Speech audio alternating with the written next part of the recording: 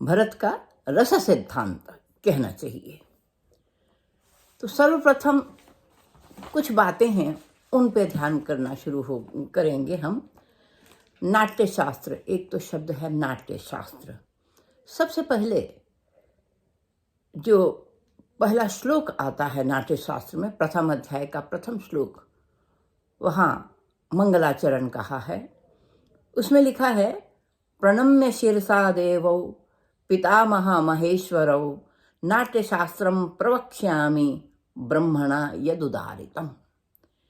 कि पितामह मतलब ब्रह्मा और शिव, महेश्वर शिव, तो ब्रह्मा और शिव को प्रणाम करते हुए उस नाट्य शास्त्र का निरूपण करूंगा जो ब्रह्मा के द्वारा रचा गया है। तो ब्रह्मा के द्वारा रचा गया है। पहली बात ये ध्यान में है कि नाट्य शास्त्र की परंपरा वेद की परंपरा के अनुसार ब्रह्मा से ही अनुप्राणित होती है। दूसरी बात कि जो नाट्य शास्त्र बना है, शास्त्र का मतलब है कि शिष्यते अनेन, तो उस कला को, उस आर्ट को पढ़ाने के लिए, शिष्यों को बताने के लिए इस ग्रंथ की रचना की गई है। क्योंकि अगर कोई प्रयोजन नहीं होता तो किसी चीज की रचना नहीं होती। सबसे पहले किसी चीज का कोई उद्देश्य होना चाहिए। तो नाट्य शास्त्र का उद्देश्य क्या है कि शिष्यों को पढ़ाने के लिए। शास्त्र का मतलब यही है कि शास्त्र जो है दृष्ट है, और जिसने शास्त्र पढ़ा है उसको कहते हैं शास्त्र चक्षुष्क, यानी शास्त्र को शास्त्र रूपी नेत्र से देखने वाला वेता, ज्ञानी। अब नाट्य शास्त्र का उद्देश्य जो है वो प्रथम अध्याय में ही बताया गया है। उसमें कहा है कि अत्रि के पुत्र और अन्य ऋषि एक समय अनध्याय काल में भरत के पास इकट्ठे हुए और उन्होंने कहा कि ये जो नाट्य शास्त्र है ये निर्माण क्यों हुआ और किन परिस्थितियों में किया गया, ये हमें बताइए। क्योंकि नाट्य शास्त्र के सिद्धांत तो आप बता रहे हैं, लेकिन नाट्य शास्त्र आया कहाँ से, नाट्य कहाँ से आया, इसका शास्त्र क्यों बनाना पड़ा और ये कैसे आगे परंपरा में प्रवाहित हुआ, ये जानने की जिज्ञासा है। किसी भी अध्येता को जब कोई चीज़ सामने आती है, हम चाहे अध्ययन की दृष्टि से देखें, चाहे रिसर्च की दृष्टि से देखें, तो तीन सवाल सामने आते हैं, what it is, why it is and how it is. कि ये क्या है, ये क्यों है और फिर ये कैसे है। तो तीन चीज़ें ये ध्यान में रखनी होती हैं। अब नाट्य शास्त्र का उद्देश्य यूँ बताते हैं कि सतयुग के पश्चात काम और लोभ के वशीभूत होकर के जो सामान्य जन थे वो इंद्रिय लोलुपता में प्रवृत्त होने लगे। उसका परिणाम क्या हुआ? ईर्ष्या, क्रोध, लोभ, मोह और अंततोगत्वा दुख का कारण बना। तो इस तरह के भोग से या दुख सुख से त्रस्त होकर के, तथा उस समय तक देवता भी प्रतिष्ठित हो गए थे। वेद के समय तो देवता जो थे वो नेचर गॉडहुड थी, लेकिन आगे जाकर के देवता भी ब्रह्मा, विष्णु, महेश, वायु, इंद्र, ये सारों की सत्ता जो है वो स्थापित हो गई थी। तो देवता भी उस समय प्रतिष्ठित हो गए थे। उस समय देवताओं ने ब्रह्मा से निवेदन किया कि आप कुछ ऐसा करिए जो आम लोगों के लिए, जो सभी लोगों के लिए, सार्ववर्णिक, सभी वर्णों के लिए, सभी लोगों के लिए, जो सुख से ग्रहण करने की बात हो, जो दृश्य भी हो और श्रव्य भी हो, और जो सबको आसानी से समझ आ सके, और दूसरी बात वो मनोरंजन भी करने वाला होना चाहिए। तो वेद में तो सबकी अब प्रवृत्ति नहीं है। सतयुग में वेद में सबकी प्रवृत्ति थी, लेकिन धीरे धीरे भाषा का विकास हुआ और यज्ञवाद का विकास हुआ। कुछ कर्मों के आधार पर वर्ण भी बन गए, तो एक वर्ग तक वेद सीमित भी हो गया था और सबके लिए जानना और सबकी पहुंच से भी बाहर होता जा रहा था। तो ऐसे में उस ज्ञान को उस आनंद की स्थिति को कैसे प्राप्त किया जाए, इसलिए देवताओं ने ब्रह्मा से प्रार्थना की कि आप कुछ ऐसा हमारे लिए रचिए जो कि संसार में सभी सामाजिकों के लिए रुचिकर हो, उपदेशात्मक हो और मनोरंजनकर भी हो, तो सबकी पहुंच में भी जो आता हो। तो अब उन्होंने क्या किया, कहा कि ना वेद व्यवहारोयम संश्राव्य शूद्र जातिषु तस्मात् सृजा परम वेद पंचम सार्ववर्णिकम। तब उनने कहा ठीक है, ऐसा जो कि वर्ण संकर होता जा रहा है, तो मैं सार्ववर्णिक यानी सब लोगों के लिए, सब वर्णों की बोधगम्यता के लिए मैं 5वें वेद की रचना करता हूँ। इसलिए उन्होंने पंचम वेद कहा कि मैं पंचम वेद की रचना करता हूँ जो कि सबके लिए सुलभ होगा। तो अब वो वेद जो था पंचम वेद, वो कैसे बना, उसके इंग्रेडिएंट कहाँ से आए, उसके तत्व कहाँ से आए, ये प्रश्न है कि नाट्यशास्त्र के कौन से तत्व हैं, नाट्यशास्त्र में किन तत्वों का विवेचन किया गया है, किन तत्वों को समावेश किया गया है। अब यहाँ नाट्यशास्त्र के 4 विशेष मुख्य से तत्व हैं, नाट्य के कहना चाहिए। ये नाट्य है, नाटक नहीं है। सब विद्यार्थीगण इस बात को ध्यान में रखें कि नाट्य शब्द जो है, इसमें गीत, ताल, कला, शिल्प, संगीत सब कुछ आता है। नाटक में सिर्फ पाठ हो सकता है, संवाद हो सकता है, संगीत मिसिंग भी हो सकता है, लेकिन नाट्य जब हम कहते हैं तो वो परिपूर्ण एक विधा है जो कि वेदों से अनुप्राणित है। अब वेदों के जो तत्व हैं 4, वो चारों वेदों से लिए गए। तो कौन से वेद से कौन सा तत्व लिया, या कौन सा वेद किस तत्व के लिए प्रसिद्ध था और आज भी है, ये जानना भी यहाँ प्रासंगिक है। तो उन्होंने कहा, जग्राह पाठ्यम ऋग्वेदात् सामगीतात् गीतमेव च यजुर्वेदात् अभिनयान रसान अथर्वणाद अपि। तो ऋग्वेद से तो पाठ ग्रहण किया, सामवेद से संगीत ग्रहण किया, यजुर्वेद से अभिनय और अथर्ववेद से रस को ग्रहण करके ये पंचम वेद की कल्पना की। तो इसलिए नाट्य के जो है वो 4 एलिमेंट्स हैं, 4 तत्व माने जाते हैं, पाठ, अभिनय, गान और रस। ये सवाल कभी कभी यूजीसी में भी आ जाया करते हैं, इसलिए जरा ध्यान से सोचना चाहिए इन पर भी। फिर ये हुआ कि अब नाट्य वेद बन तो गया, लेकिन इसका कौन इसको चलाएगा, कौन इसका अधिकारी है, कौन इसका प्रवचन करता होगा और कौन इसको आगे इसका प्रयोग करने का कौन अधिकारी है, ये सवाल उठा।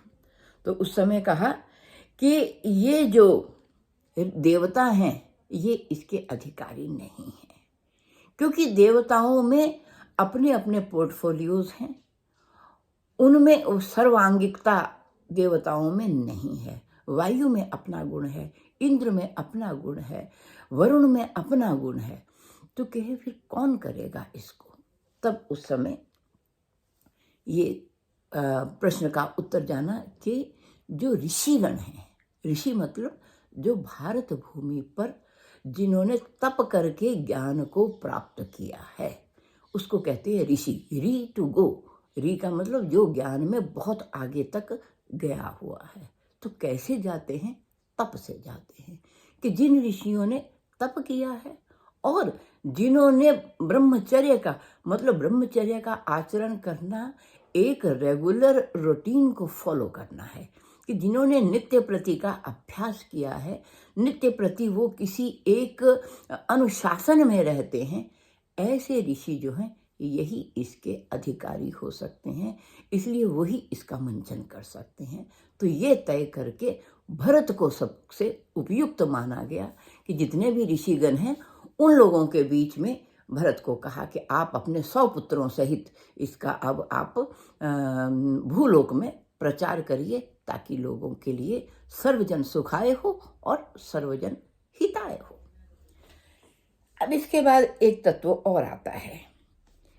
ये तो हो गया कि नाट्यवेद को जानने का कौन अधिकारी है और नाट्य करने का भी कौन अधिकारी है। तो नाट्य करने वाले को भी उतना ही अनुशासन, उतना व्रति, उतना अभ्यास सिद्ध होना होगा। ये बातें तय हो गई। अब इसके बाद इसमें जो तरीका था वो भारती, सात्वती और आरभटी, ये 3 वृत्तियों का समावेश हुआ। तो ये अभी उतना सरस नहीं था, ये उतना मनोरंजक नहीं था। तो उन्होंने कहा कि रस तब आएगा जब इसमें कैशिकी वृत्ति जोड़ी जाएगी। तो 3 वृत्तियों में तो देवगण हैं, राक्षस हैं, पितृगण हैं, तो सबकी कृपा से 3 वृत्तियां तो आ गई। लेकिन उसमें नृत्य अंग जो है, जो नाट्य में विशेष एक अंग नृत्य जिसको कहते हैं, बाद में वो नृत्य के रूप में अलग से विधा बन गई। तो वो अंग जो है वो कैशिकी वृत्ति से हुआ। तो शिव ने नृत्य के अवसान में उसको अप्सराओं और जितनी भी अप्सराएं थी तो उनका समावेश किया। तो इस तरह से नाट्य में मेल के साथ फीमेल कैरेक्टर का भी जो है समावेश हो गया। तो अब ये हुआ कि अब इसमें रस संचार होगा। मेरा रस कहने का मतलब यही है कि रस भी कहाँ से आया है, तो हमें ये मालूम होना चाहिए। इतना तो सब आपको किताबों में, पुस्तकों में मिलेगा कि 8 रस भरत ने बताए हैं और ये श्रृंगार, करुण आदि, ये कोई नई बात नहीं है, ये हम सबको मालूम हो भी जाएगा, नोट्स भी मिलते हैं। लेकिन उन रसों का आधान, उन रसों को नाट्य में ग्रहण कैसे किया गया, तो ये एक स्थिति है कि जब मेल, फीमेल, स्त्री, पुरुष, राक्षस, सिद्ध, गंधर्व सब लोग एक सात्विक मन से एकत्र होते हैं, तब जाकर के जो क्रियाकलाप होता है वही रस का उत्पादक होता है। और आगे वो रस के जहाँ अध्याय हैं, इनको सिद्धांत रूप में वहाँ उसकी व्याख्या की गई है, जो मैं आगे चर्चा करूँगी उसकी। अब इसके लिए फिर उन्होंने कहा कि नाट्य का प्रयोग कहाँ होना है, कहाँ सर्वप्रथम नाट्य का प्रयोग होगा। अब जो बन गई चीज़, उसका कहीं इस्तेमाल भी तो होना है ना, उसका प्रयोग कहाँ होगा। तो प्रयोग के लिए जो है वो इंद्रध्वज महोत्सव कहलाता है। सर्वप्रथम नाट्य का प्रयोग संगीत के विद्यार्थियों के लिए तो जानना जितना जरूरी है सो है, जो नाट्य के हैं या अन्य कलाकर्मी हैं उन लोगों के लिए भी ये जानना आवश्यक है, क्योंकि सारी कला, शिल्प, ज्ञान, विज्ञान सब नाट्य के माध्यम से ही आगे की परंपरा में प्रवाहित हुआ है। तब इसका प्रयोग कहाँ हुआ, तो सर्वप्रथम कहे इंद्रध्वज महोत्सव में नाट्य का प्रथम प्रयोग हुआ। और इसमें असुर दानवों पर इंद्र की विजय, मतलब सत्य की जीत। आप देखिए हमारे सारे नाट्य जितने भी हैं, नाटक हो चाहे संगीत हो, सब सुखांत होते हैं। सबका अंत जो है वो रस में होना चाहिए, आभोग में होना चाहिए, आनंद में होना चाहिए। ये शर्त भारतीय परंपरा की है। तब कहा कि ये असुरों पर, असुर मतलब जो निंदित कर्म है या निंदित व्यवहार है, उन पर सद आचरण की विजय होना ही ये नाटक का प्रयोजन था। उसको कहानी के माध्यम से, उसको अभिनय के माध्यम से, उसको गीत संगीत के माध्यम से, उसको विभिन्न वाद्यों के वादन के माध्यम से, ये सारा समावेश करके, सारा संयोजन करके जो एक सम्मिलित रूप हुआ वो नाट्य था। तो इंद्रध्वज महोत्सव, ये इंद्रध्वज महोत्सव, अब प्रश्न हो सकता है कि इंद्रध्वज महोत्सव कब होता है, क्यों होता है। वस्तुतः भारतवर्ष की जो भूमि है, ये भारत भू है, ये उर्वरा भूमि है। इसमें जीवन का साधन मुख्य रूप से कृषि है। तो कृषि तभी फलती है जब वर्षा होती है। तो भाद्र में, सावन भाद्र में बारिश पर्याप्त होती है, 2 महीने बरसात के गिने जाते हैं। तो भाद्रपद की जो शुक्ल द्वादशी है, जब इतना बारिश हो जाती है, इतनी तृप्त हो जाती है भूमि, उस समय आनंद के लिए ये उत्सव मनाया जाता है। इसके पीछे एक प्रसंग है, वो वेद में आता है। वहां इंद्र और वृत्त का युद्ध बताया गया है। तो इंद्र वृत्त युद्ध में क्या होता है, इंद्र शक्तिशाली देवता है और वृत्र जो है वो बादलों का एक संचित जो रूप है आकाश में, उसका नाम वृत्र है और उसको दानव की संज्ञा दी गई है, उसको असुर की संज्ञा दी गई है। तो जब इंद्र और वृत्र का युद्ध होता है, यानी बादल जब गरजता है, तो मानो इंद्र क्रोध में गरजता है कि ये पानी को नीचे प्राणियों के लिए छोड़ो, लेकिन वृत्र उस पानी को नहीं छोड़ता है। फिर क्या होता है, दोनों में एक तरह का टकराव होता है। तो जो बिजली है वो इंद्र का मानो उसकी तलवार है, तो जब बिजली चमकती है, मानो इंद्र जो है वो उस राक्षस को, उसको क्या करता है, अपनी असी से उसको काट देता है। तो जब उसका वध कर देता है, तो उसके वध होने के बाद वो पानी जो है वो नीचे की ओर बहने लगता है। तो नीचे की ओर पानी का बहना मतलब वो बारिश के रूप में जमीन पर आ जाता है। तो ये जब पर्याप्त पानी आ जाता है, वनस्पति फल जाती है, तो एक संतुष्टि का, एक आनंद का, एक उल्लास का भाव मन में आता है। तो उस समय ये महोत्सव मनाया जाता था, जिसको इंद्र विजय का महोत्सव कहा जाता था। ये बहुत वैदिक परंपरा थी, जो कि नाट्य शास्त्र में इसका उल्लेख किया है। अब इसका प्रमाण क्या है, क्योंकि रिसर्च में या ज्ञान में हम बिना प्रमाण के बात नहीं करते। इसका प्रमाण हमें अश्वघोष के नाटकों में मिलता है। तो वहाँ इंद्र महोत्सव का वहाँ उल्लेख हुआ है। इस तरह से फिर अब जब ये आ गया, अब पहली बार हुआ, तो अब नाट्य के लिए बहुत सारे उपकरण चाहिए। ये उपकरण कैसे मिलेंगे, तो इस आनंद की वेला में सभी देवता प्रसन्न हो गए। सब लोगों ने अपनी अपनी तरफ से कुछ कुछ देना चाहा। अब उन्होंने क्या दे करके नाट्य को परिपूर्ण किया, तो ये देवताओं ने तुष्ट होकर के कुछ उपकरण दिए हैं। उपकरण का मतलब है कि जो स्टेज पर आज भी आवश्यक हैं, जो आज भी स्टेज के उपकरण या स्टेज के प्रॉप्स माने जाते हैं, जिनकी आवश्यकता होती है, तो वो सारे, उनका संबंध क्या जोड़ा गया, उनका विभिन्न देवताओं के साथ संबंध जोड़ा गया। जैसे मैं थोड़ा सा उसको चर्चा अवश्य करूंगी। जैसे इंद्र ने ध्वज दिया, तो इंद्र का जो ध्वज बांधा जाता है, वो पताका जो बांधी जाती है विजय की, तो उसको इंद्र ध्वज कहते हैं। और ऐसा कहते हैं कि इंद्र ने अपना ध्वज जब दिया, तो शत्रुओं को, यानी आसुरी शक्तियों को, आसुरी वृत्तियों को पराजित करने पर जब जो सफलता मिली, उनको क्या कर दिया, आसुरी वृत्तियों को जर्जर कर दिया।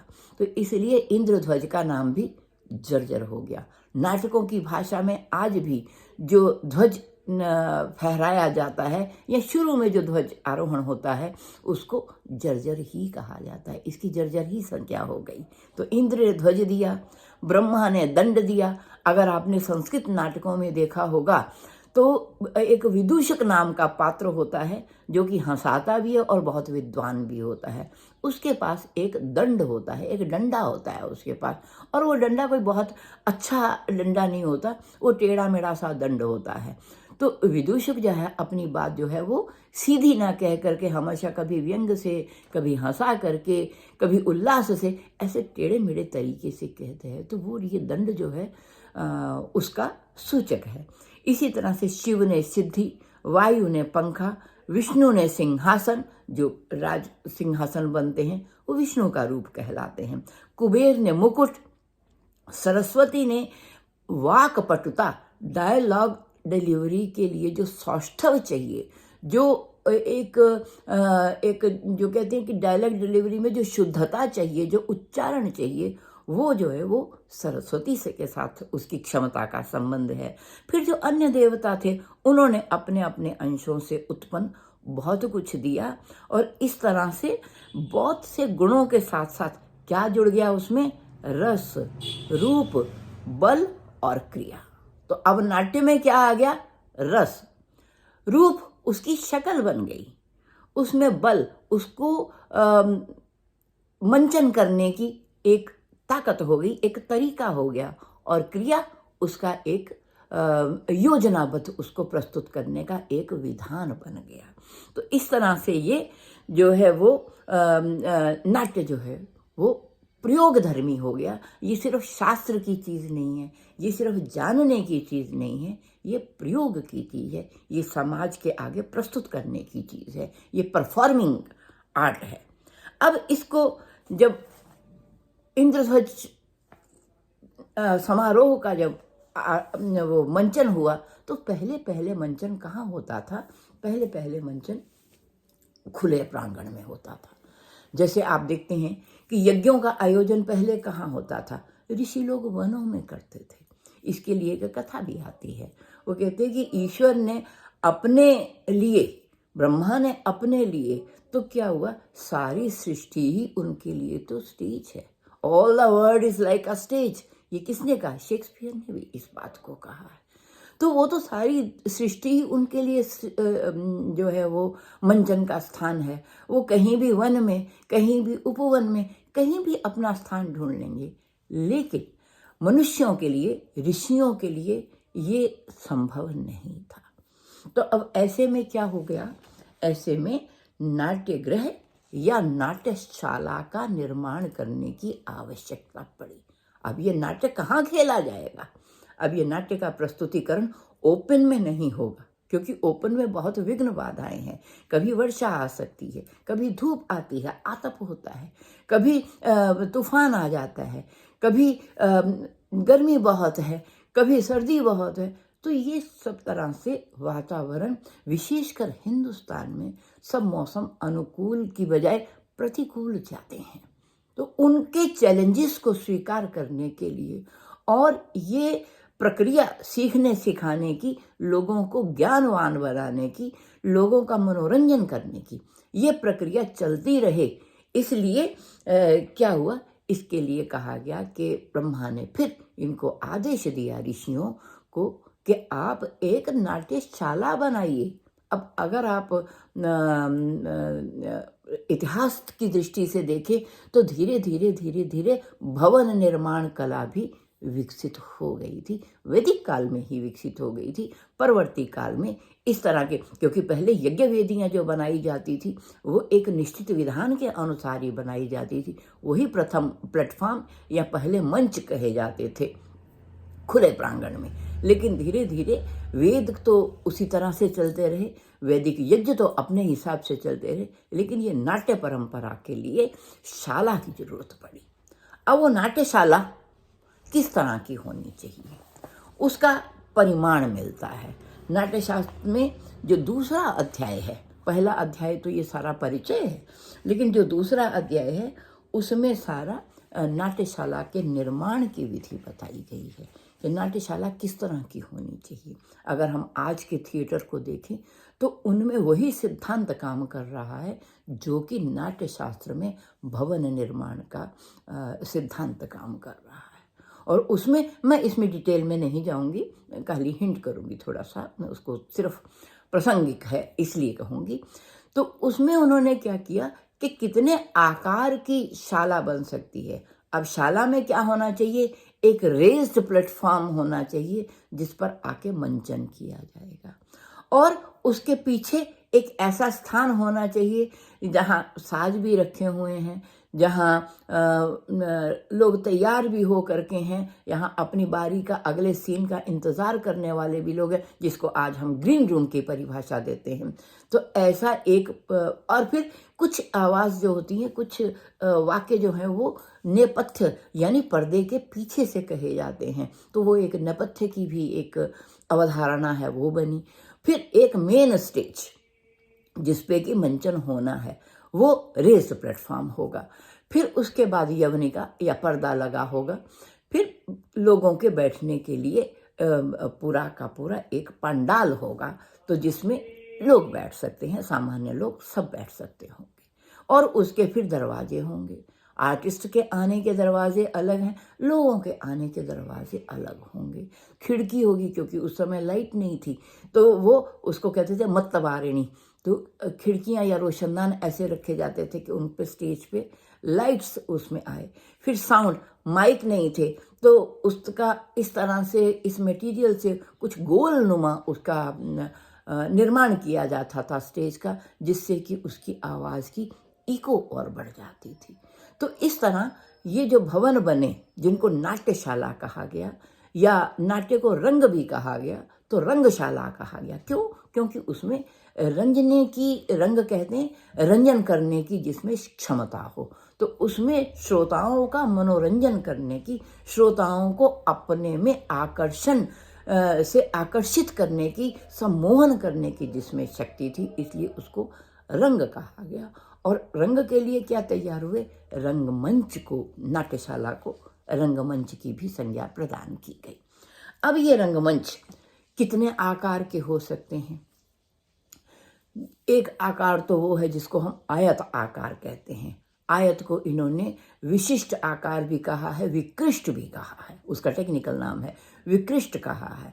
तो विकृष्ट का मतलब कि जो कि बहुत फैला हुआ सा है, तो ये आयत आकार का होता है। एक स्टेज के बाद पूरी जगह जो है वो पब्लिक के लिए बहुत सारी जगह होती है। दूसरी तरह का आकार उस नाट्य का, नाट्यशाला का, वो होता है वर्गाकार, जिसे चतरस्र कहा है। चतरस्र मतलब जिसकी चार दिशाएं एक जैसी हों, तो वो चतुर्भुज जिसको हम कहते हैं। तो चारों दिशाएं वर्गाकार जिसमें हैं, तो नेचुरली इसमें लोगों के बैठने की जगह जो है वो कुछ कम हो जाएगी। तीसरा और एक तरह का, जो आज वो थिएटर शायद दिखाई नहीं देते हमें, वो त्रिभुजाकार है। त्रिभुजाकार मतलब जो तिकोना बनता है, जैसे त्रिकोण होता है, तो तिकोने को त्रिभुजाकार या उसको त्रयस्र कहा है। तो वो त्रयस्र आकार का भी नाट्यशाला बनती थी, तो जिसमें बैठने की जगह में चौड़ा हिस्सा था और बाकी स्टेज जो थी वो कोना, और छोटा हिस्सा वो स्टेज के लिए आता था। तो इस तरह से इनका नाप क्या है, कितने हाथ की होगी, कितने परिमाण की होगी, कितनी ऊंचाई पे होगी, कौन सा मटेरियल लगेगा, ये सारा उल्लेख भी हमें, जिसको हम वास्तुशास्त्र कहते हैं, तो उस सारा उल्लेख भी नाट्यशास्त्र के द्वितीय अध्याय में हमें प्राप्त होता है। और ये किसने किया? तो वास्तुकार कौन है? उस वास्तुकार का नाम विश्वकर्मा है। तो विश्वकर्मा नाम के ऋषि ने, जो कि वास्तुकार कहलाते हैं, जो कि देवताओं के कारपेंटर भी कहलाते हैं, उन्होंने जो है पहले नाट्यशाला का जो है वो निर्माण करवाया अपनी देखरेख में। उसके बाद आगे बनने की प्रथा जो है वो चल पड़ी। अब उसमें अब इतना कुछ तो आ गया, नाट्यशाला आ गई और उतना कुछ बन गया, तो लेकिन इस नाटक में अब कैसे नाटक खेला जाएगा, तो उसमें नाट्य का स्वरूप क्या होगा, यहाँ से एक विधिवत जो है वो अब स्थिति आती है नाट्य का प्रस्तुतिकरण करने की। अब इसमें जितने सिद्धांत हैं, वाद्य कौन से होंगे, कहाँ रखे जाएंगे, कितने उसके पात्र होंगे, कितने उसके फीमेल पात्र होंगे, कौन विदूषक होगा, कितनी देर का वो, कितनी ड्यूरेशन का वो नाट्य होगा, तो ये सारी बातों का जो विवेचन है वो आगे नाट्य के स्वरूप में किया गया है। अब इसमें नाट्य के इस स्वरूप में जो हमें प्राप्त होता है, उसका ये तीसरा अध्याय है, ये पूर्व रंग नाम से है। तो पूर्व रंग कहते हैं कि रंग के पूर्व, रंग के पूर्व, रंग मतलब नाटक, नाट्य के पूर्व की जो स्थिति है, पहले जब तक तैयारी नहीं होगी तब तक नाट्य बनेगा ही नहीं। जब तक मेकअप नहीं किया, जब तक नट तैयार नहीं हुए, जब तक साज ट्यून नहीं हुए, जब तक साजों को रखा नहीं है एक जगह पर, तो उससे, इन सबों से, इनमें से किसी भी चीज़ की अगर न्यूनता होगी तो रस हानि होगी। तो रस सिद्धि के लिए क्या होना चाहिए? सारे अंग परिपूर्ण होने चाहिए। आप देखिए कैसे एक एक इंग्रेडिएंट और कैसे कैसे एक स्टेप कहाँ जा कर के जुड़ता है, रस के साथ जुड़ता है। क्यों? क्योंकि वेद में कहा है रसो वही सा। हमारा जीवन का चरम लक्ष्य क्या है? धर्म, अर्थ, काम और फिर उसके बाद मोक्ष। तो चतुर्वर्ग की फल प्राप्ति का साधन जो है, अगर वेद है तो चतुर्वर्ग फल प्राप्ति का साधन नाट्य भी है। और इसकी एक एक अंग भी है जो कि अलग विकसित हो गए। आज फाइन आर्ट्स भी चतुर्वर्ग फल प्राप्ति का साधन है, वास्तुशास्त्र भी, संगीत भी, साहित्य भी। तो आज सब कलाएं अलग से विकसित जो हो गई हैं, स्वतंत्र रूप से भी विकसित हो गई हैं और नाट्य में भी इस्तेमाल होती हैं।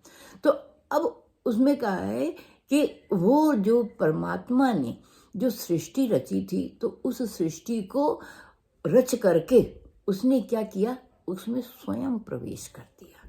तो अब उस परमात्मा का दर्शन कहाँ होगा? उसका घट घट में भी होगा, हर एक चीज में भी होगा, और उसके अलावा वो जो उन सब से हट करके जहाँ वो रचनाकार बैठा है, तो मोक्ष की स्थिति में उसका दिव्य दर्शन वहाँ भी होगा। तो अब वो किस रूप में सब में समाया?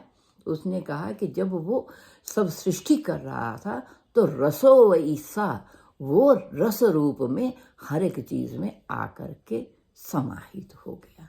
तो ये रस सिद्धांत जो है, तैत्तिरीय उपनिषद में इसका विशद वर्णन है कि कैसे मनुष्य जो है वो अन्न में रस रूप आया है, कि औषधियों में रस रूप आया है, जितनी भी वनस्पति है उसमें रस है, यहाँ तक कि बारिश में और इस सबों में, सूर्य चांद सब में एक तरह का रस है, एक तरह का आनंद है। और उसी आनंद की अनुभूति नाट्य के माध्यम से जब होती है तो वो रस जो है, वही रस शास्त्र में भी है, वही रस संगीत में भी है, वही रस नाट्य में भी है, वही रस पाठ में भी है, गान में भी है, अभिनय में भी है। तो वही रस की अनुभूति जब होती है तो कहते हैं कि रस एव लब्धवा आनंदी भवति। तो मनुष्य को आनंद कब प्राप्त होता है? जब उसको रस की प्रतीति होती है। भोजन वैसे किसी को करा दीजिए, आनंद नहीं आएगा। जब रस सिक्त भोजन होगा उसमें आनंद आएगा। पेट तो भर ही लेते हैं सब लोग, लेकिन रस का आस्वादन होना, रस युक्त एक पदार्थ होना, उससे आनंद बढ़ता है, उस पर संतुष्टि गुण भी आता है। तो इस तरह से रसो वैसा, तो वो जो रस रूप है उसने क्या किया, सब जगह अपनी व्याप्ति जो है वो रस रूप में, कहीं लवण के रूप में, कहीं कानों का रस अलग है। और ये रस कैसे जाना जाएगा? ये रस जाना जाएगा ज्ञानेंद्रियों से। तो ज्ञानेंद्रियों में कौन आता है? आंखें हैं, कान है, जिह्वा है, त्वक है, स्पर्श करती है। तो ये पांचों ज्ञान इंद्रियां हैं, ये रस की ग्रहण करने का साधन है। तो आंख जो ग्रहण करती है वो नाक नहीं, जो नाक ग्रहण करता है वो कान नहीं। सबके ग्रहण करने का एक अलग अलग अपना अपना एक स्वरूप है और अपनी अपनी एक गुणवत्ता है। आंख दृश्य से रस ग्रहण करती है, कान ध्वनि से रस ग्रहण करता है, जिह्वा पदार्थों के लवण से, स्वाद से करती है, वाणी से करती है, नाक जो है वो घ्राण से करता है, और त्वक जो है वो स्पर्श से करती है। तो इस तरह से स्पर्श होना, दिखना, सुनना, वाचिक, तो ये सारी चीजें जो थी ये आकर के क्या बन गई, ये नाट्य का अंग हो गई। और नाटक में वाचिक, अभिनय, संगीत, ये सारे जो हैं उसके क्या बन गए, अंगहार बन गए। तो रस की प्रतीति, अगर डायलॉग अच्छा नहीं है, वेशभूषा अच्छी है, तो हम कहेंगे हाँ कॉस्ट्यूम तो अच्छा है, प्रेजेंटेशन, लेकिन डायलॉग डिलीवरी कमजोर है। अगर डायलॉग अच्छा है, अभिनय अच्छा है, तो संगीत कमजोर है, हम कहेंगे नहीं, संगीत की दृष्टि में इसमें रस की न्यूनता है। तो नाट्य में एक एक अंग जो है वो उसको बहुत ध्यान से उसमें बड़े श्रम से उसको किया जाता था। तो उसके लिए सबसे पहले क्या होता था, पूर्व रंग होता था। तो पूर्व रंग में उसकी तैयारी है। पूर्व रंग, मैडम ने मुझे कहा भी था कि पूर्व रंग पे भी थोड़ी चर्चा करना। पूर्व रंग कहते हैं स्टेज के पहले का हिस्सा और नाटक के पहले की प्रक्रिया। तो नाटक के पहले की प्रक्रिया पूर्व रंग के भी भरत मुनि ने 4 भेद बताए हैं। तो इनमें सर्वप्रथम पूर्व रंग के दो भेद किए, एक चतुरस्र और त्रयस्त्र, मतलब स्टेज किस तरह से बननी है। तो इसमें चतुरस्र में कला, ताल, लय आश्रित, हास्तपाद, 16 पाद, ये सारी चीज़ें जो थी टेक्निकल उसमें आई। इन भेदों में उन्होंने जो है वो 19 भेद पूर्व रंग के कहे गए हैं। पूर्व रंग के 19 भेद कहे गए हैं। तो उन 19 को ही जब साध लिया जाता है तब जाकर के वो स्थिति जो है वो रस की आती है। तो उसमें पूर्व रंग में क्या क्या है ये मैं आपको थोड़ा सा बताना चाहूंगी।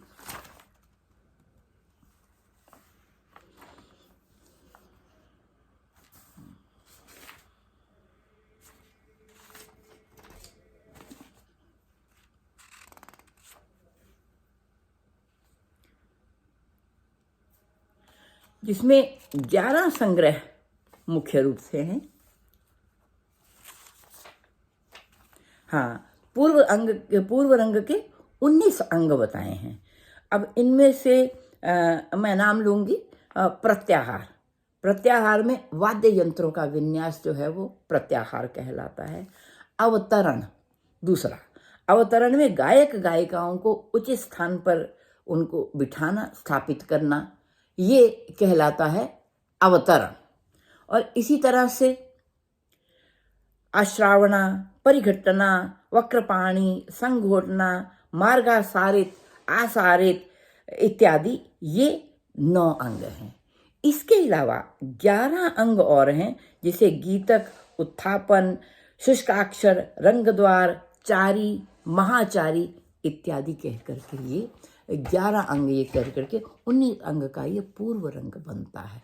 और इन्हीं से फिर किस तरह से आगे रस की निष्पत्ति होगी जब नाट्य खेला जाएगा, इसकी चर्चा हम अभी करेंगे आगे।